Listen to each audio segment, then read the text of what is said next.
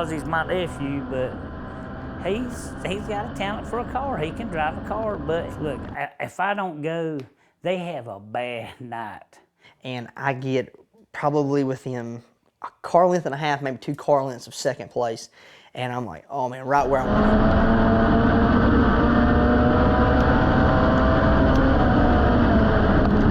As soon as I go into turn 1, man, I'm about halfway through the corner trying to come out of exit, and I just hear, boom! We went straight up, and I killed the right front on the wall. We get in the pits, man, she's down, have 4 or 5 of my crew guys were lifting it up. The whole freaking frame on the right side looked like it had been pushed in from that hit. It was such a hard hit, man. We definitely got to get that straightened out, and that may happen. So Friday night we may go back racing, we might not. Pull that tight again, that knob, turn it, just snug it tight, and then now I want you to hang on a minute. Don't do it again, I ain't get it set up. We'll get the car back. We just don't know, because nothing's ever right. You'll never get nothing back where it was. So we'll get it back where it's drivable. Okay, oh yeah, it's moving now. Hang on, let me get out from under here. Now tap it, let it fall down. Just get up under and tap it now and knock the transmission brace down.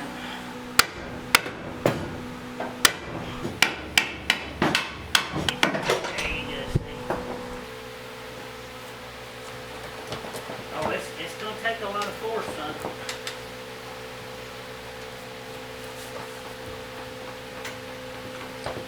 There we go. It's moving a little bit now. Go ahead, do it. I think the jackrabbit's going to break. Hang on. She's apart. She's up on her jacks. We've been her out the best we could, and we'll get her ready for the next round. If we don't, we're just pissing and we win. I'm hoping maybe even fix it. Maybe to drive even better.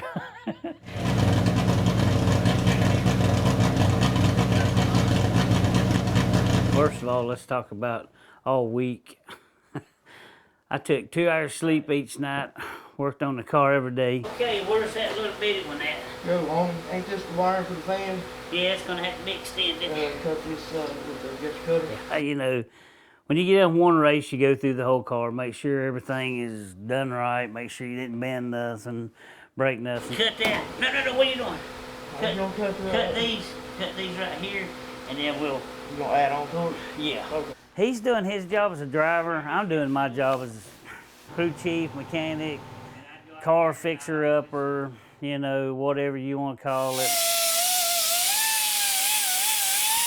I don't consider myself any, you know, like NASCAR crew chief or nothing. You know, I grew up under a hood with my dad and my uncles. I learned mechanics, and I've worked in race shops. I've learned how to fix these cars, build the engines and stuff like that when I was, you know, 18 years old on up. It means a lot more than just trying to fix somebody's car up to go to the racetrack.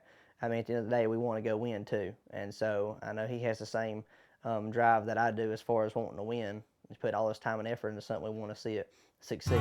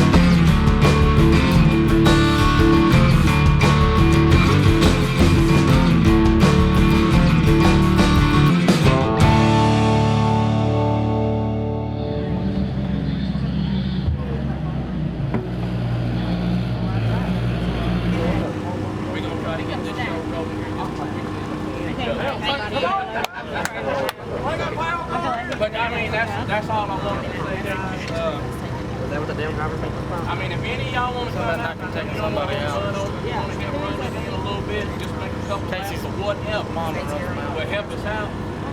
I mean, we try to be out of here at any time. Myself, I don't want to be here until 1 or 2 o'clock in the morning. I do want to get them to play golf.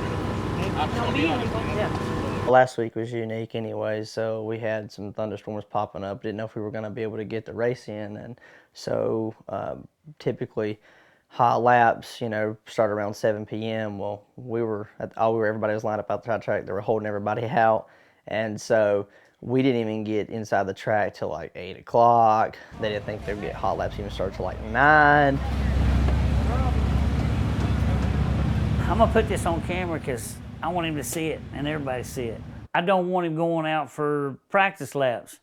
That's stupid. All you're doing is cleaning the track for them, helping them get mud, you know, dry and all that. That's all it is. It wasn't after we all talked. Okay, I thought so. All right, cool. Kevin's walking around. He's a businessman too, so he's out there walking around talking to some of our sponsors and everything and trying to get things in order. But yeah, he gets going, you can't find him. So sometimes we have to get on the intercom and tell him to come to the car. He's almost like Elvis Presley. Ready to go?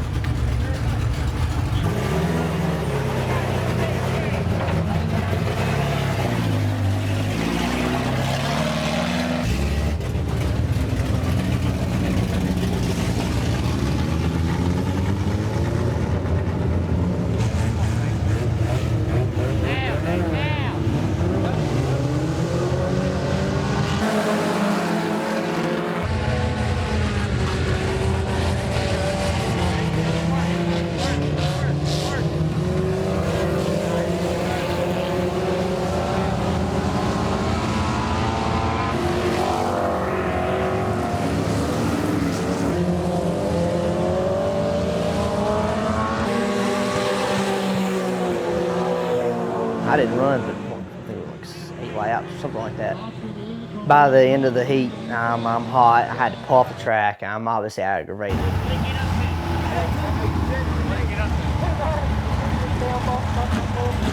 So go back in there.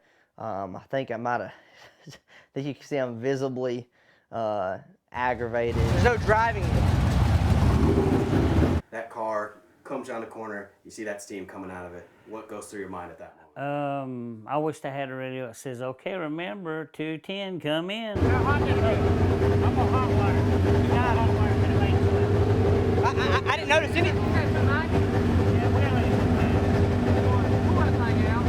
Nah, man, I wasn't even watching it. I didn't even, I saw the damn water first. Tracks like that. Can't do anything. It just starts to be aggravating, and it starts to add on top of everything else. Well, I'm just saying, Let's fix this. Who gives a shit? I told him not to blow this one up. So, I don't know. You see the ring, that's for sure. Let's just stick to me up. Well, Let's get her done. Well, first of all, you don't have to worry about that. Because there was so much going on, and I was trying to tell everybody what to do and how to do it. Nothing, I just, get a light. We should have brought a 4-wheel drive mud bogging truck, okay, to this race, because we had so much mud in the radiator that we had to take, I got a big canister, it's pressurized. I had to wash that radiator out. Okay, that's one reason why it overheated. 2, yeah, the switch did stop on us because, for all I know, the mud could have got caked up in the freaking fan for all I know and caused the fuse to blow into the switch. So, but anyway, we got this stuff figured out. We were able to fix it and get it back, and if it weren't for the crew, we wouldn't have been able to do that. And I got some guys that, that are with me, like Billy.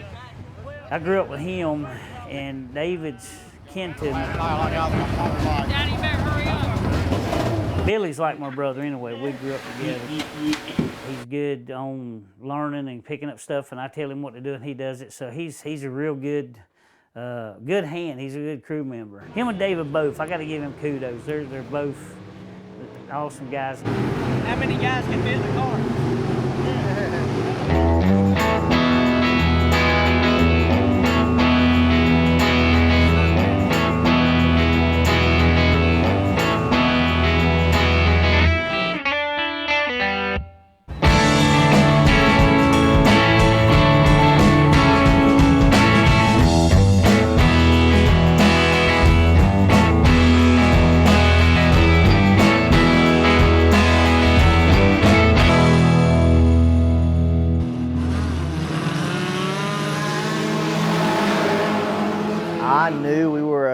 third place car that night. If not, you know, we better.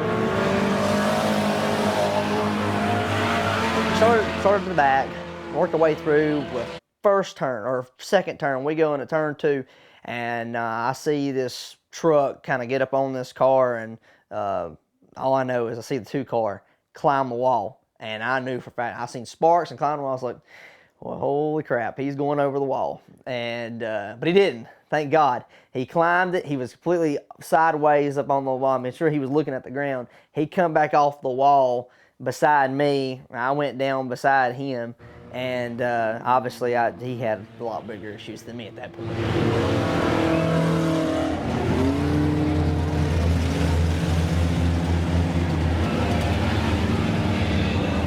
Took the green flag again once we come back out. Worked our way up, and we passed 2 or 3 cars.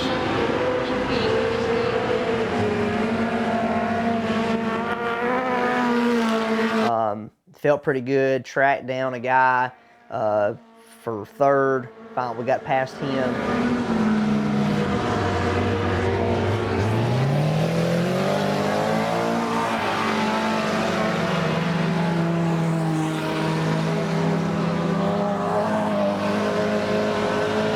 Finally got clear of the third place car, passed him. I'm like, all right, where are the leaders? So I'm sitting down and I'm finally getting, you know, my routine. You know, I'm hitting my lines and I'm doing what I need to do. And I'm like, my God, I don't freaking see the leaders. And I had spent so much time trying to get past these 3 or 4 cars that were in front of me with all this mud going. And when I finally got past them, the leaders were gone. We would have been somewhere up there if we wouldn't have lost so much track position racing those guys. But once we got past and ran 4 or 5 laps, I started to look over and looked like we were overheating again and facing that same pain in the butt issue. And I said, nah, I'm not chancing this. And I saw us blowing water. So I just slowed down, man. And probably half a lap later, I had to kind of gain. Here comes the car, one for 4th place, passing me for 3rd. And I said, you know, that sucks anytime. You know, you've worked your way up through a main and you've passed cars, and then to willingly have to pull over and let them pass you right back, that sucks. I felt like even after all the adversity we faced that night through the heat and then through the main, had worked our way up to 3rd place, and we were in a position I felt like, all right, I can live with this night. No, it didn't want to end up that way. We ended up finishing the race. I think we finished 6th or something like that. It didn't happen in Cherokee. Don't understand what the problem is. Had to let freaking 4 cars pass me because they're about to blow up, and I just wanted to ride it out. You know, it is what it is, and we'll go get the car ready, and we'll get this overheating issue fixed, and we'll go back to the track, and hopefully we'll, you know, finish where we deserve to finish. Go figure. We got the monkey on our back right now. It will be addressed, and it will be fixed, and we'll be back out front again.